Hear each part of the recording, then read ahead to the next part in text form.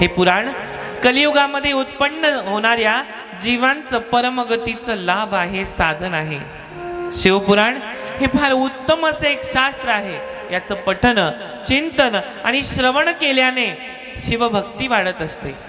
साधक हा शिवपदाला प्राप्त होत असतो आणि याच्या श्रवणाने शिवमहापुराण ऐकल्याने पापमुक्त होत असतो, परम ऐश्वर्याचा भोगाचा अधिकारी होतो आणि अंती शिवलोकाला जात असतो असं भगवंत म्हणतात। श्री सूतजी महाराज ही कथा सांगू लागतात आणि बुद्धिमान साधक हा अंतकाळी याचं श्रवण करतो, त्यावर भगवान शंकर प्रसन्न होतात।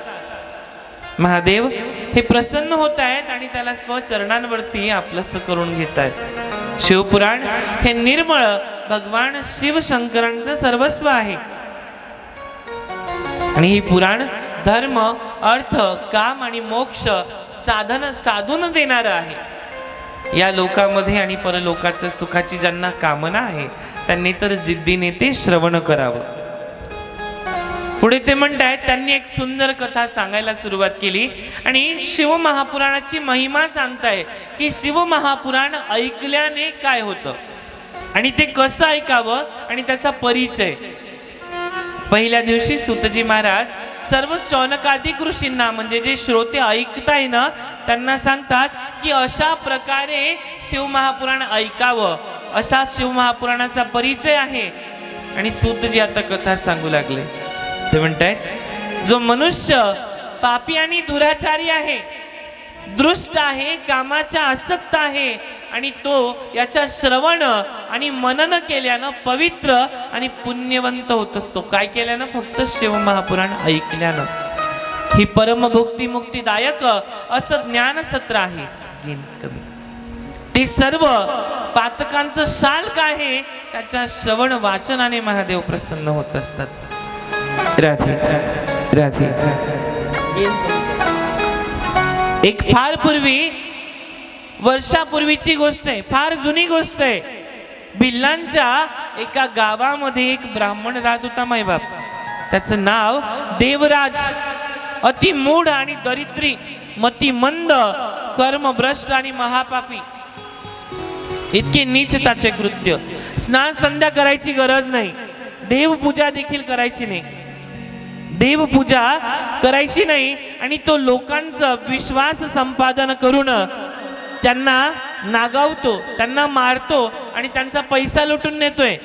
लोकांचे प्राण हरण करून त्यांचं सर्व धन लुबाडून न्यायचं आणि देववश फिरता फिरता एक दिवशी तो प्रतिष्ठानाला आलाय, काशी नगरीला आला आणि एका शिवालयामध्ये शिवपूजन चालू होतं मायबाप आणि तो तिथे राहू लागलाय। तिथं त्यानं नित्य शिव महापुराण कथा ऐकलेली, आता चुकून ऐकली बर का, चुकून त्यानं शिव महापुराण कथा ऐकली आणि त्याला ताप आलेला आहे, ज्वार भरला त्याच्या अंगामध्ये आणि त्या ठिकाणी त्याने ती शिव महापुराण कथा ऐकली। त्याला कोणी खायला दिले नाही, दरिद्री दिसत होता। त्या दिवशी त्याचा उपवास घडला। मंदिराच्या एका कोपऱ्याला बसून त्यानं शिव महापुराण कथा ऐकली आणि तिथेच पडलेलं एक फळ होतं, ते फळ खाल्लं आणि आपलं त्या ठिकाणी रात्र निघून गेलेली आहे, ज्वार वाढत चालला। सकाळी दुसरा दिवस उजाळला, शिवरात्र चालू होती आणि दुसऱ्या दिवशी त्यानं प्राण सोडलाय आणि त्यानं देह त्याग केला। यमदूत त्याला बांधून नेत असताना मायबाप चमत्कार घडला की तिथं शिवगण आले। कर्पूर गौरम करुणावतारम संसार सारम भुजगेंद्र हारम सदा वसंतम हृदयारविंदे भवं भवानी सहितं नमामि। कर्पूर गौरम, कर्पुरासारखे दिसणारे ते शिवगण तिथे आले मायबाप आणि त्यांच्या सर्वांगाला भस्म लावलेलं आहे, त्रिशूल हातात आहे आणि त्यांनी त्या ब्राह्मणाला सोडवलंय, त्याला घेऊन ते शिवलोकाला गमन करते झाले। का तर म्हणे यानं शिवकथा ऐकली। अरे यमदूत म्हणताय यानं शिवकथा नाही ऐकली, हा तिथे चोरी करण्यासाठी आला होता। ते म्हटले नाही, यानं शिवकथा ऐकलेली आहे, चुकून त्याच्याकडून शिवकथा श्रवण झाली।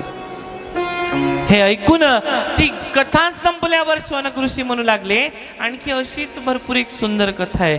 या जीवनामध्ये भक्ती, प्रेम आणि जर ज्ञान असेल तर ज्ञानाची गरज नसते. भक्ती प्रेमाविना ज्ञान नको देवा, हा भाव असला पाहिजे आपल्या मनामध्ये.